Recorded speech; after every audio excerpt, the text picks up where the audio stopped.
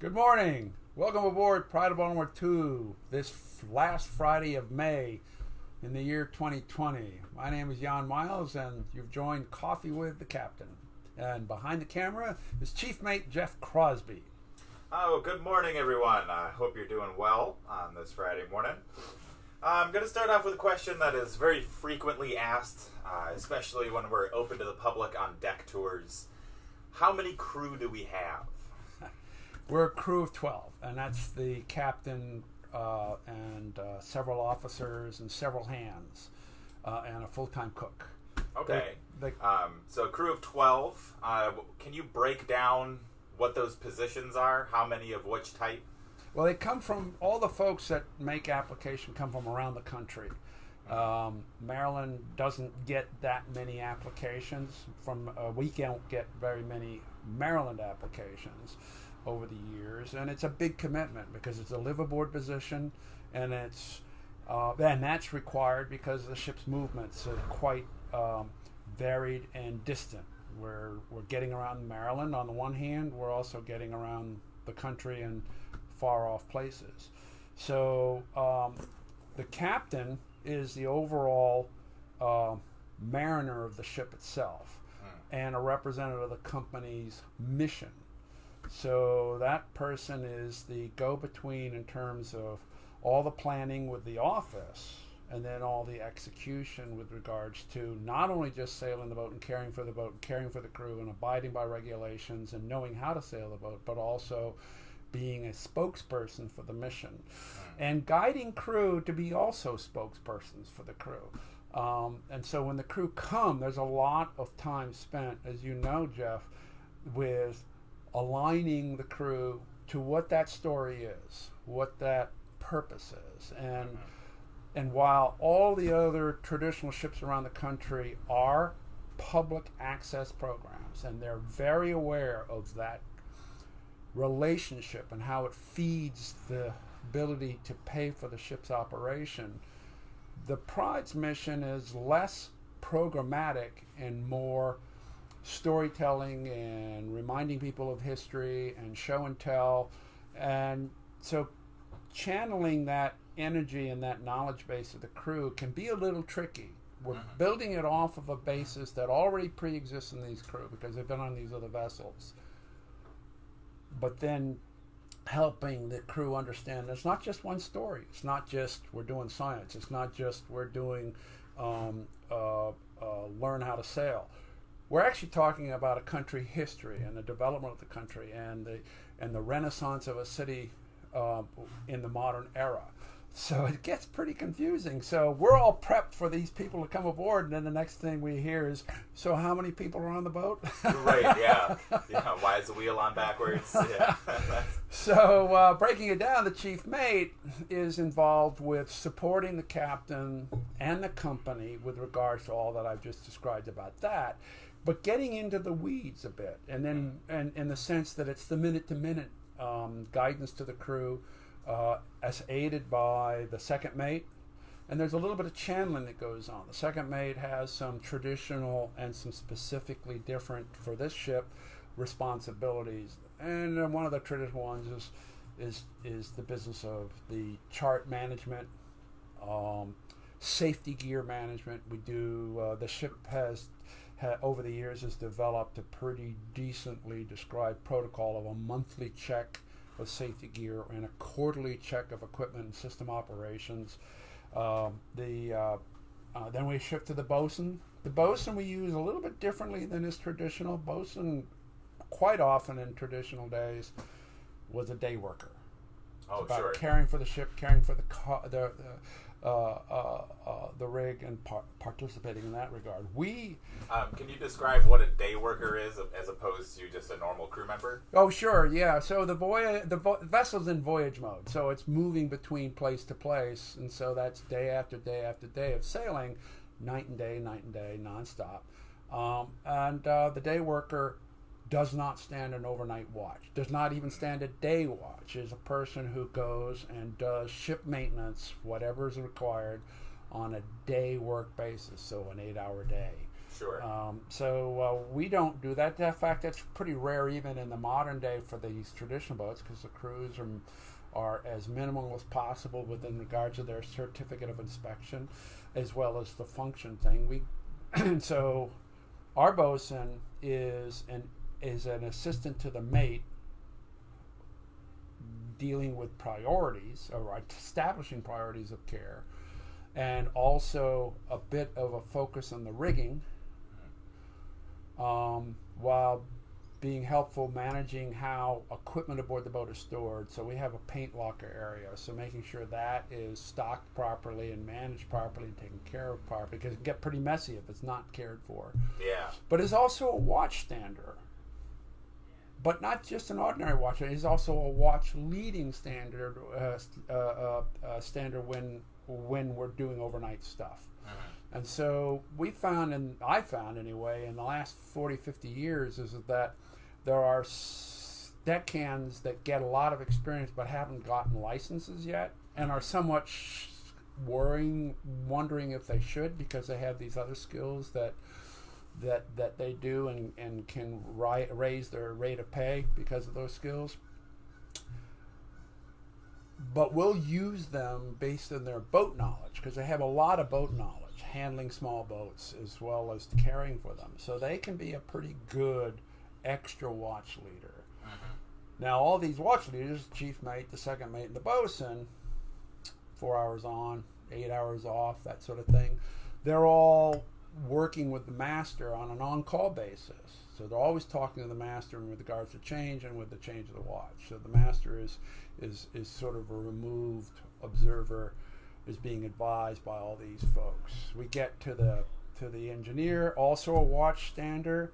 Engineer is a pretty big word. It's more like a mechanic, Sure. a highly experienced, technical sort of interested person. But is also playing the role of a crew member, an on-deck crew member. So maintenance for the engine room is focused heavily during the times the boat's stationary, so that it's ready to go and just monitored and executed in a voyage way, unless something happens, and then focuses on care there. Is Bride required to carry an engineer? No, our horsepower is way too low for that kind of requirement. I don't know what the threshold is. Could be 300 horsepower, might be 500 horsepower. And we're a grand... Well, actually, it must be more than 300, because we're running into 150 each engine. So we're at 300 for two. No, it's got to be higher than 300. So it must be higher than 500. Okay. Then we have a cook, not a watch stander, full-time cook. So it's 3+ meals a day, and I say plus. There's times when watch changes, so we're underway. We're eating around about 8 o'clock in the morning, noon, and 8 o'clock at night. So there's that longer period of time, like 4 o'clock in the afternoon for snacks. And of course that person is also the shopper. So when we hit port, getting out, getting the shopping done, getting it back to the ship.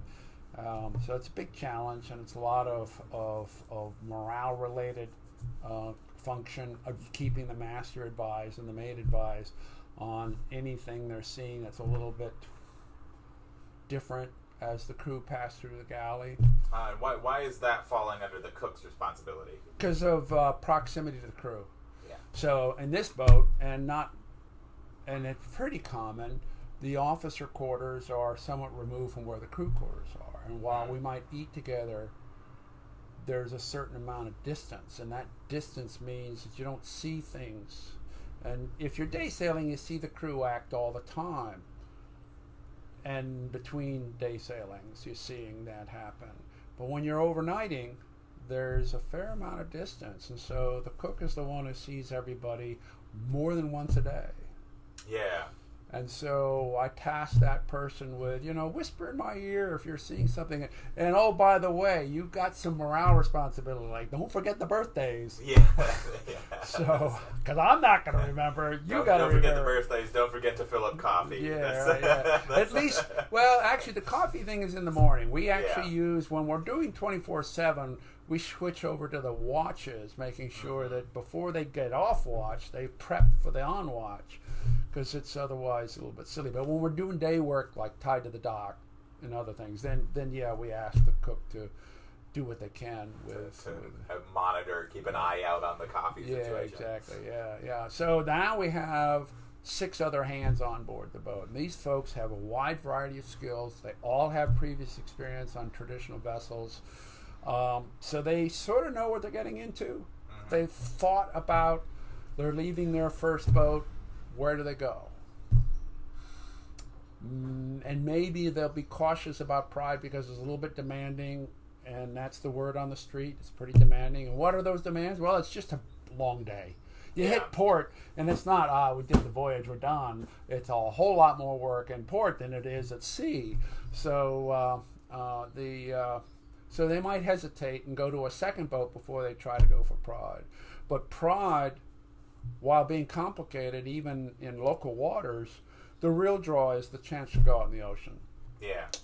Ocean sea time is one of the big holy grails that's difficult to get for all the boats that are in the United States. If you say there are 100 boats, only 5 of them are in the ocean. Yeah. So that's the kind of proportionality that is the problem with developing sea time, for getting certification, for being able to move on. So it's just an adventure. You want to go somewhere. If Pride's going foreign, Pride's one of the few boats under the American flag that's a traditional boat that has gone foreign and continues to do some foreign work. So that's a real big difference. Over in Europe, you can get, from a European perspective, there's almost any boat. It's always going foreign because the nations are smaller, they're close together, and 1,000 miles covers almost a dozen nations. Here we got 1,000 miles. You've only got 3 states. So yeah, that's a little bit of a difference. Yeah, right. What are some of the responsibilities associated with the deckhand position? Well, there's a demand that they understand that they are skilled people, and that they're getting additional skills by the time they're spending on board Pride. The mission's one thing, and that's a broader learning or a different learning and some specifics. But when it comes to being the sailor, that they don't come knowing anything. As much as they have experience, they don't come knowing the Pride. So they're tasked with learning the Pride and taking those skill sets that they already have and adjusting them to match the Pride.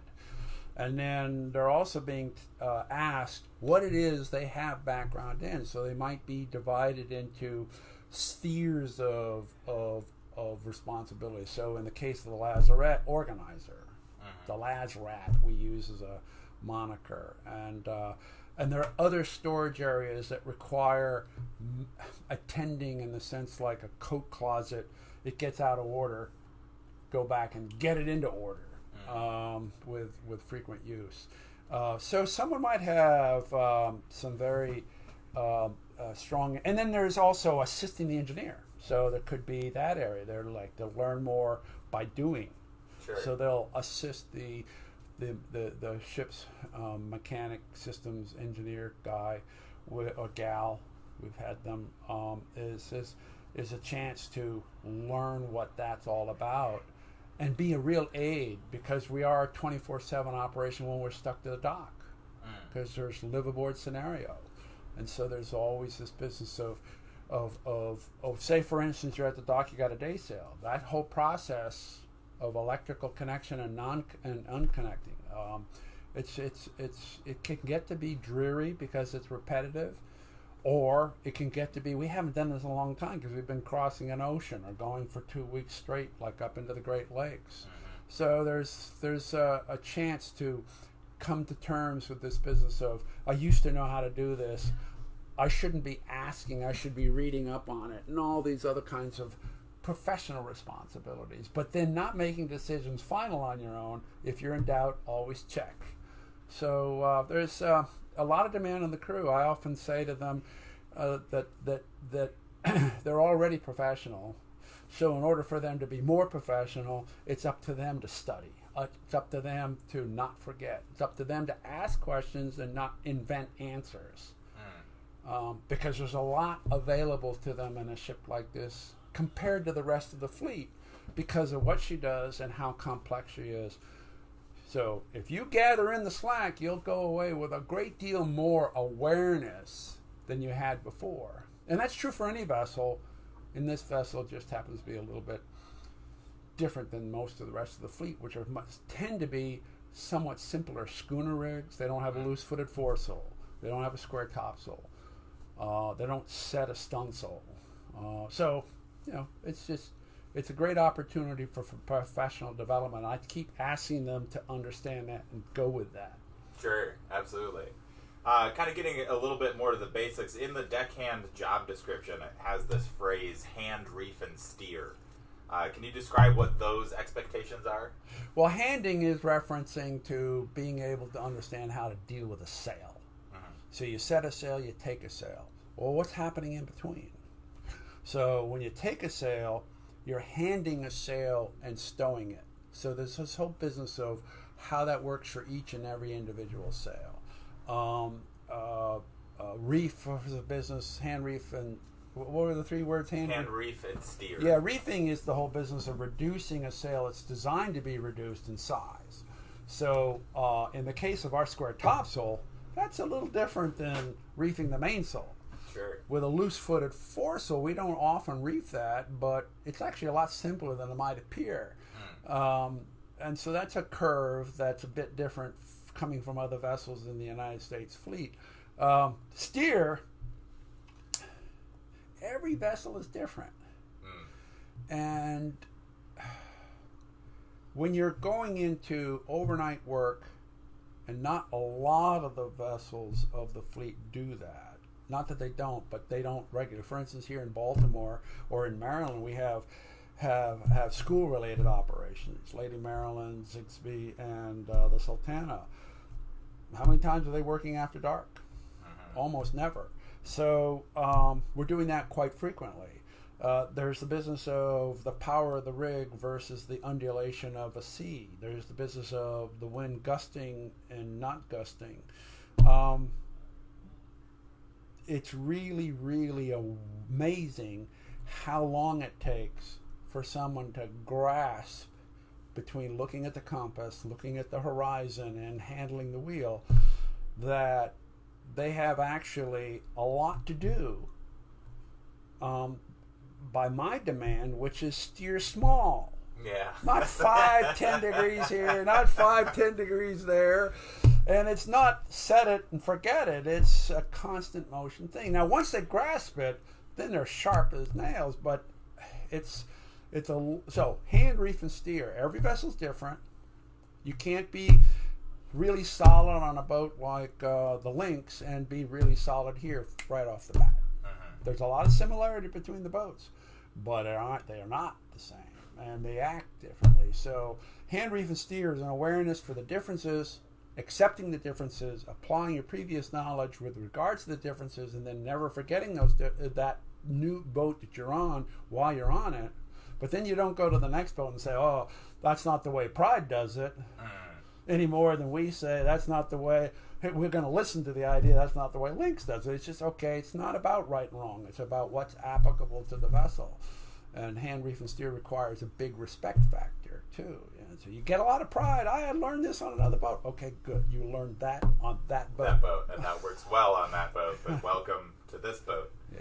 Another question that kind of goes along with the crew question is, do they climb up there? Are there sails that require crew members to climb up and down the rig, and why do we climb up and down the rig? Well, yes, they do climb up there because there is gear up there. There's a lot of assembly that has been done in uprigging. A lot of that gear all that gear that's up there gets taken down periodically for care and maintenance. Not that it does not get care and maintenance while it's up there. And then when it comes to sails that are up there, in the case of the American fleet, schooner fleet, it's not uncommon to have a gaff sail that's lashed to the upper end of the lowermost. And when you have topmast and lowermost, there's a sail up there. And so you'll climb up there to tie it loose. You'll climb up there to furl it. Every once in a while, during the setting process or some other factor, tack or jibe, it might require going up there. So yes, they climb. In the case of Pride with a square sole, and we're not the only square four topsail boat, yes, you go up there to tie it loose. You go up there to furl it. You go up there to reef it. But in those instances, once it's tied loose, once it's reefed, it's ready to set from the deck. You don't go up there to do that. You come down on deck. All the management is done from the deck. So it's only about untying a furled sail or furling a sail securely that is the common everyday operational climbing. Now, there's maintenance, so there'll be climbing for that as well. When it comes to guest crew, what is their expectation? What is the expectation of guest crew? Well, that's always a mystery. Sure. So why do you want to do this? Do you even know why you want to do this? Mm-hmm. We use the phrase guest crew for a purpose. That purpose is come be crew. You're paying for the opportunity to work with professional crew that are already here. We can sail the boat without you, but we have this space. You can come and join in, and it's being crew. So it's not a program going cruising. It's not a program learning something. This is all about you having an opportunity to pay for the chance to have this experience and participate in the experience. So we don't force any of our guest crew who are acting as delivery crew in a sense, along with the professional crew. When we move the boat from port to port and it requires an overnight transit time, we're giving them the opportunity to do whatever they're feeling adventurous about with a bottom line. The bottom line is they will stand a watch. The bottom line is they'll participate with taking care of the ship to the degree that they're confident. We don't ask them to do something that they're fearful of. We ask them, give them the opportunity with standing a watch that they can steer the ship, that they will lend a certain amount of their physicality to the rest of the physicality of handling heavy work, trimming, setting, taking in. Again, not something they're fearful of. It's something they get introduced to. They learn how to deal with it, and they know their limits. We're trusting them to control their limits, to be inside their limits. So it's really wide open. And if they want to climb, that's a case-by-case basis. Whether it's out under the head rig and they need to gain the trust of the people they're working with. So that's actually not about getting my trust as a captain. It's they're portioned out with the watch. They've been on board for, say, a 2 or 3 day trip, and so over a period of time they've been working with this group, this one watch, 2 or 3, well, 3 or more crew members. So there's a camaraderie that develops, and so that's where the basis of, hey, can I do that? And so we control the timing in a sense of when it's really safe, so that they can then go through that process of being taught their responsibility for climbing the rig and what is required of them. And we can observe after already making an assessment prior to that, and they check with the captain about the timing and their advice, and the captain's listening to their guidance. So it's the crews coming with them. They want to do this. We think this is a cool idea. We think the timing is now. What do you think? So I'm usually listening to that guidance. Every once in a while, it's like the timing's wrong, not because of the guest crew. It's just because of other maneuvers going on around the ship. Sure. And we wait a little bit, and so it's a very, very much an intimate experience with regards to how far an individual who comes as guest crew wants to take it. But it's not a cruise. There is no service. Yeah. It's communal heads and showers. It's very little privacy aboard. So people who come to us have read books or actually gone sailing. And when they read books, they don't always have gone sailing. So it can be a little bit of an eye-opener, even though we've written and described in phone conversation and interviews with them. Do you know what you're getting into? Do you understand that this is action on your part, not being served canapes and going to the bar. And every once in a while, there's a wake-up call conversation that occurs. Okay. I say very much once in a while because we're plain language description. People read and they understand, okay, maybe this is not for me because it is participatory. The assumption is you will participate. And the minimum is you will turn up to watch. So 4 o'clock in the morning or between midnight and 4. So, yeah, it's very rarely do people not understand that, but every once in a while we run into someone like that. So we have to go through this process. The office staff help with that interview process because the plain language written is plain as it is and understandable as it is. Every now and again, it just is so foreign. It's like the interview process. Yeah. We got a question in from Dan Roeder. Jan, when is the last time you went up the rig? Oh, well, it was a while ago, but not that long ago. The one I remember was in 2015. The reason being is we were tying the boat up for the year, and then there was a delayed reversal of that decision. So that delayed decision didn't occur until April. So we started hiring in April when we normally hire in February or through the winter for starting at the end of February. So when you start hiring in April, you're not even getting aboard until May because people are not that available. It doesn't happen that fast. And so during the rig up, there was a bit of a consternation going on with setting the main topmast up through the trestles, and I was not above because it was being handled well enough. I was guiding it, but then something was going on, and it didn't translate in the conversation between up aloft and down below. So then I climbed up and did that. I think I've been up more recently than that, but that's the one I remember the most. Sure. Oh, Robert Wheeler says you were up on OHP helping downrig sales. Oh, yeah, but that wasn't the Pride. That's a different boat, different situation. Yes, Robert, yes. I did a lot of climbing up that I didn't anticipate I would be doing, but that whole situation was pretty unique. Yeah, we took it was between 3, I don't think we had more than 4, and we got down to just 2 of us.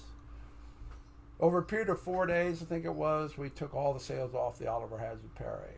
And it started out with, say, younger folks climbing up, but then they had limited time, so they had to go on and leave the ship. And it got down to just 3 of us, I think.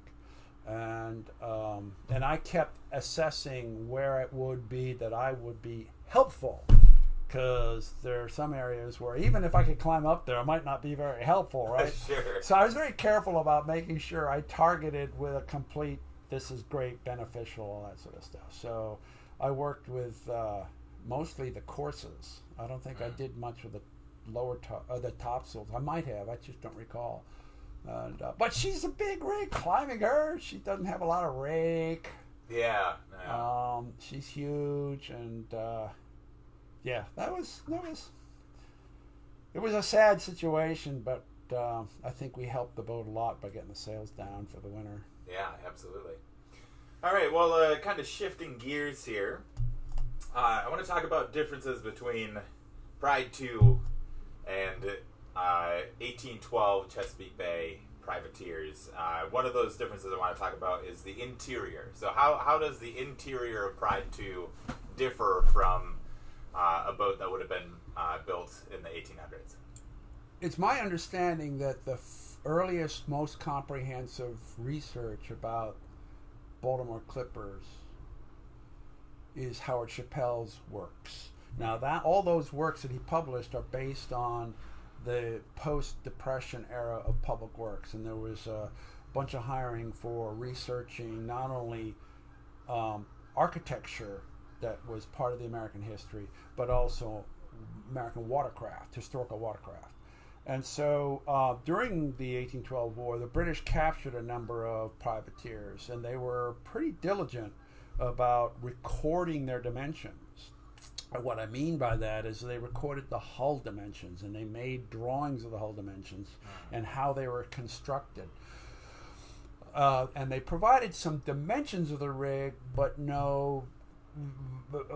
we found that over time, not a great deal of detail, but not the same way they did the hulls. So when you're looking at those drafts as they're published in the Howard Chappell books, you're seeing that there's some accommodation back aft in the aft cabin area. And there's no accommodation anywhere else in the boat. That everything forward of the aft of the cabin, the officer's cabin, is just plain space. And those vessels would not have been working with the premise of having permanent ballast. So their shapes were really good for carrying their sail area because they were a sharp V shape. So their maximum buoyancy is up high and wide, and minimum buoyancy, a narrow buoyancy down low, just in the process of displacing water. So when they're carrying their goods, if it's cargo and a small crew, or it's a big crew with all the stuff, all that is becoming part of that ballasting. Well, speaking of ballast, Tom Price asked, how often do you think cannons were stowed below to enhance stability?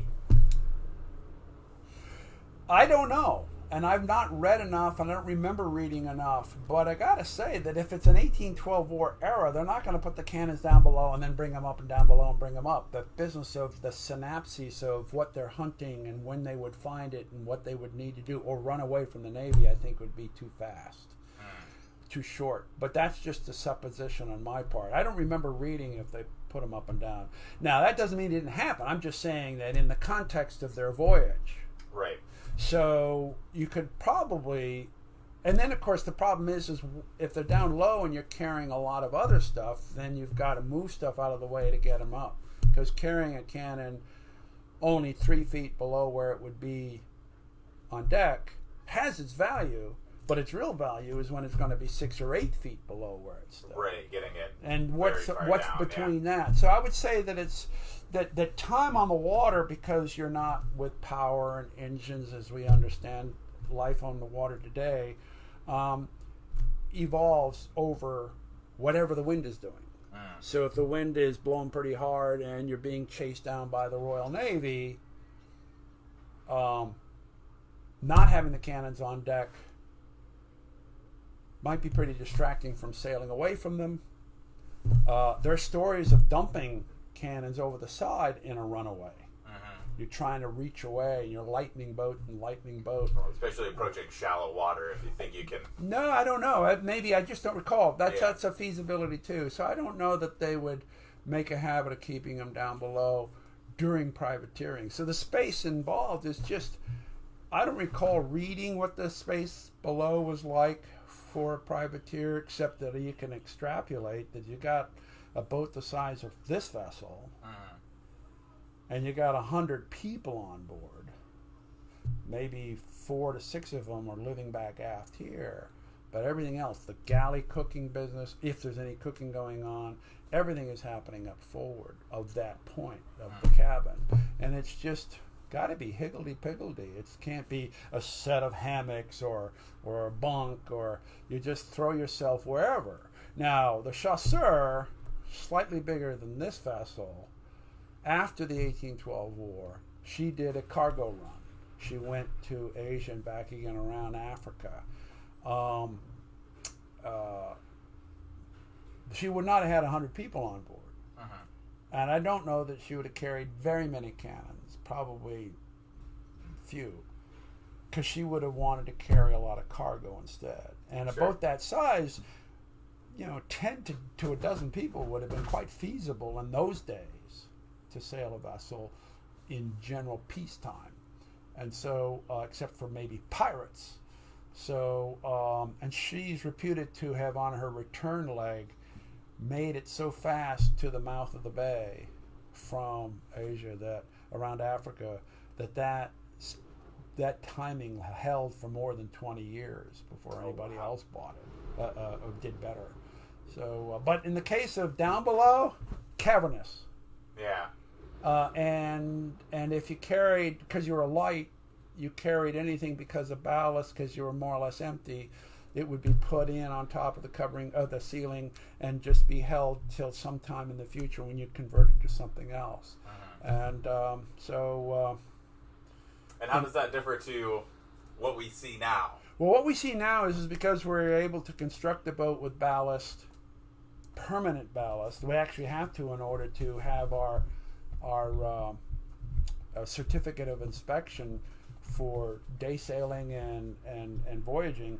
Is that we carry a cargo of ballast, and we also have external ballast. So the keel structure is duplicated in dimension with lead underneath it. It's a rectilinear section. It's 20 odd tons, and then we have 40 tons inside in regular lead ingots that are packed down on top of the ceiling and in cribbing, so it won't shift around, and it's also tied down. And so we have 40 tons inside. Then we, fortunately, because of the overall dimension of the vessel, we have upwards of 18 inches of storage space above that cargo ballast amidship before the sole, the cabin sole, gets laid down. And then we have decent headroom above that. And so altogether we have a boat that can be carry a lot of sail and a decent breeze. She can stand up, but we also have a fair amount of living space. Now, if this vessel wasn't an ambassador, it'd probably go the route of a schooner, a windjammer schooner scenario, and you'd pack them in like sardines maybe 30, 40 years ago, but today now they want two-person cabins with a sink with water. But in our case, we have these 3 two-berth cabins, no running water in the cabins, a common head, but a big saloon area that is quite attractive, quite welcoming, until it's very hot. Yeah. And then we don't have any air conditioning. But we have pretty good ventilation.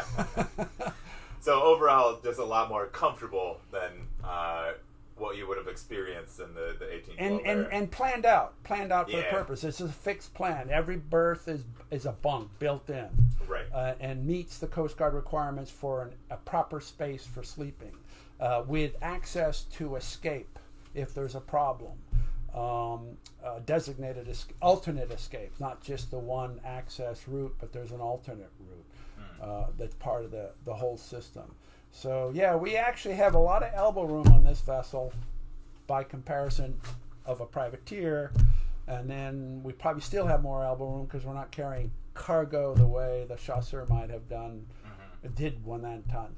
Probably full up. They probably had a few crew up on the eyes of the ship, a few crew in the back, and then everything else in between was chock-a-block full of valuable cargo. We have one more question from Greg Bauer here.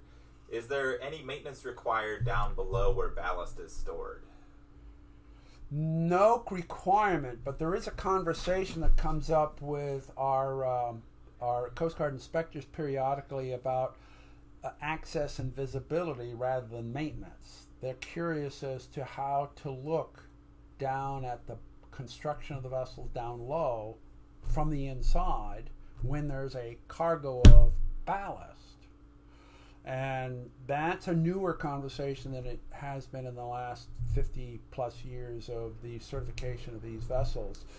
So there's no easy answer to that. I know that what we did with this vessel after about 5-6 years is we took, and it's the cribbing, so there's a space that's maybe 3 feet 4 and a half, and maybe at the top 6 feet wide and down to maybe a point because of the shape of the hull. And there's one on each side because of the center cribbing. We lifted out these ingots one section at a time onto something that would take the weight so we wouldn't hurt the cabin sole. And then we cleaned up anything that had dribbled down, dust, dirt, whatever. Socks. And then and then we painted, and then we put it back. And in the process of putting it back, we actually lowered the overall surface height down about 3 inches because of really, really diligent packing and positioning. And so, and then we tied everything back down again. We haven't done that since the mid-90s. And it's because we also realized the benefits of a protocol of once a week vacuuming out every sole. We lift up the boards, we vacuum out. And so we have had no particular reason to lift it out. And the ship, as far as her function in the water and the ocean undulating, is not showing any signs that there's something moving. Now, if you had signs, then you'd start investigating, and it could require pulling ballast out. So it's a sort of a strange conversation, because we're not seeing any signs, but the Coast Guard can't walk in and look at a keel anywhere in the boat. They can do it in some places in the boat. So there's this, well, if we can't see it, it's got to be a problem. Right. But the way the boat's constructed, it transmits a problem quite often. So it's not a difficult conversation. It's one more of considering. And so I don't know. Maybe over the next years we'll do one section at a time, one winter at a time. Yeah. And it wouldn't hurt us to do it in the sense of making sure the wood is painted. Yeah. Making sure it's painted and cleaning anything that. But in order to hold that ballast there, you still don't have any visibility to the construction, because you got the ceiling, you got the shutter plank, you got the keelson, and you can't see below that. And all this stuff is long, and the cribbing lands on top of that before you land the lead on that. So there's no simple, we're going to look down there.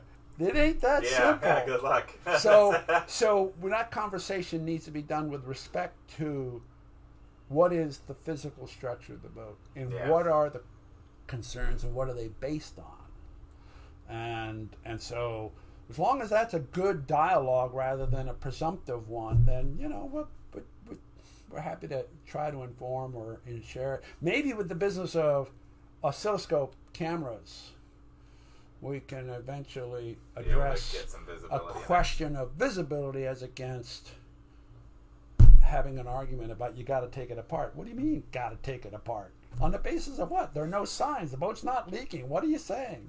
So yeah, it can be a touchy subject, but it shouldn't be. It's just understanding, coming to terms, knowing that each word we're using is understood equally, and then the structure of the vessel is understood. One more ballast-related question. This is from Tom Price. I've read that there were at least 2 instances of small privateers capsizing to windward when a large opponent blanketed her while the privateer had her windward guns out. This sounds unlikely, but were the small schooners that lacking in stability? Oh, I've not heard of that story, and Tom's very well read, so the account's been read. But there is a somewhat linkable story, and there's more than one of them, and not specifically the 1812 war, but there were schooners of the early 1800s that were known to capsize when a squall hit when they were at anchor. So there's one event that happened down the bay. There's, I think, a Great Lakes story. So schooners of the day that weren't loaded with cargo and not purposed for cargo, like a cargo schooner, would have, if they're the sharp-built type, they might be vulnerable. They've proven, actually, historically, we know they're vulnerable to being blown over, or in the case of what Tom's writing about, wow, that's an interesting story. The snap of vacuum would have to be so fast, the angle of heel would have to be just enough that then in the vacuum, and she rolled over and kept going, and bloop. Yeah, right on the other way. Now, mast weight is not an insignificant thing. I mean, if you've got these big rig boats and they have a high aspect ratio, lower mist arrangement. Unlike a square rigger, it's a low aspect ratio. You build a pyramid, and then you build another pyramid, and then you build another pyramid. And each pyramid is made of a section of mast that's telescoped into the lower one. In the case of a fore and aft boat, you start with a much higher aspect ratio, lower rig. And in the Chesapeake Bay, those masts tend to be not tapered, tend to go up to a top and be squared off in preparation for a somewhat lighter spar to go above that, the topmast. So you are collecting a fair amount of weight up high. Now, take a sharp-built hull and differentiate between being a privateer with not so much cargo as ballast, but just stuff with cannons on top. And then how much angle of heel would have to occur when the masts start to take over and just will flop the boat over. Chesapeake Bay log canoes suffer from this. Yeah. They don't have to have any sails up at all. There can be no wind at all. And if they go certain part past a number of degrees, they'll just fall over. There's no inherent wide range latent stability. They're very tender to start with, and they keep that for a while, and then they fall. Whereas shark boats without ballast, they still have this ability to be a little bit tender, but then they become stiffer and stiffer, more resistant because of that buoyancy up high at the waterline and above. Low freeboard means that they start to, if they go past that and the water's up on deck now, they're not so much carrying weight as they're just not increasing their resistance through increased buoyancy. So then if there's a lot of weight up there relative to not enough weight down here, then I suppose they can fall over. But that seems strange in that story.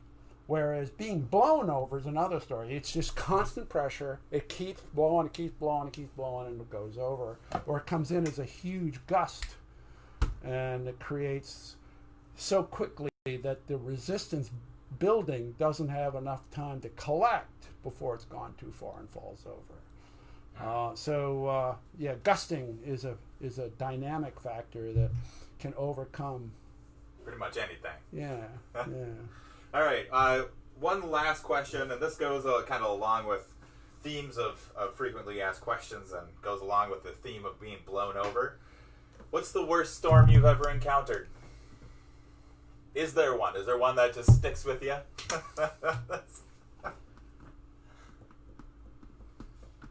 Well, worse. Very subjective. Yeah, right. I would say that I've been very fortunate to avoid what I would call the worst. And that would be that almighty squall. Yeah. I mean, the story of the loss of the First Pride is a really, really, really eye-opener, because they had no clue visually that there was a threat. And when the gust occurred, according to the calculations and the analysis afterwards, it could not have been less than a 70-knot gust. And they had half the main up, and they had to stay still up. Jeez. So if it's not less than 70 knots, nobody knows how high it might have been. And then you go to the National Weather Service and realize that such a squall, called a microburst by the National Weather Service, has the range of between 50 and 200 mile an hour for whatever length of time it might last, as a volume of air coming down and pancaking out of the water and going horizontal. And where are you in that curve? Are you out here a little bit and it's lost some speed? Are you over here and it's got more angularity? Nobody knows. So that's the boogeyman in the closet.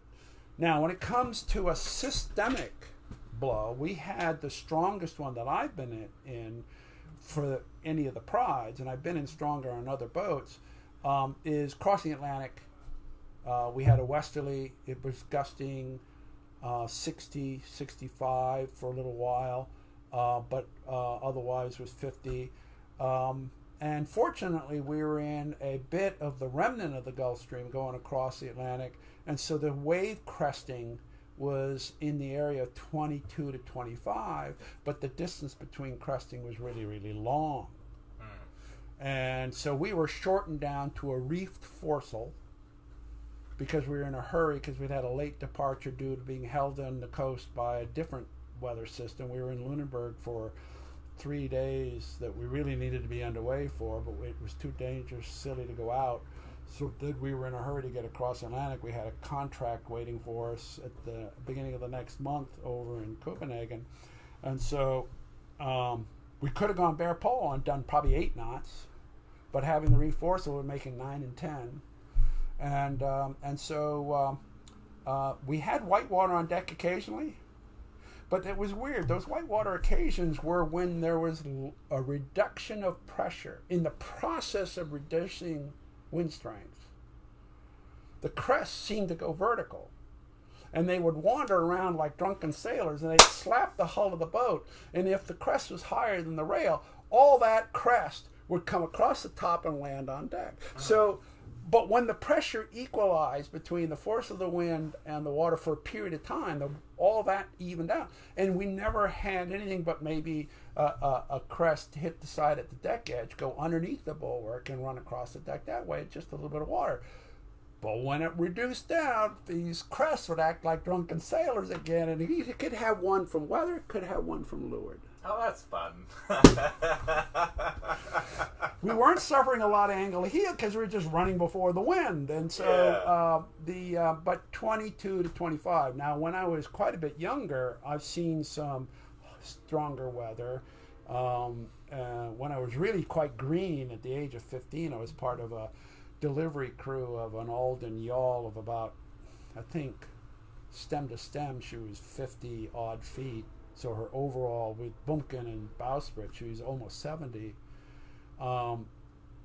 We were out around Hatteras near Christmas time, headed down to the Bahamas in a big northeasterly gale.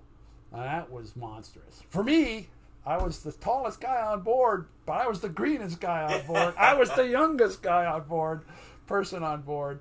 That was probably the strongest. But those were winds against the Gulf Stream, so the crest distances were a whole lot closer. Yeah, and it was like a lot more like storms up in the Great Lakes where you get these really close together, short, boxy waves. Yeah. Cool. Well, I just want to thank everyone for joining us, and thank you if you've donated. That helps keep these Coffee with Captains going. And Captain Miles, do you have any parting words? Remain diligent, everyone. Please remain diligent.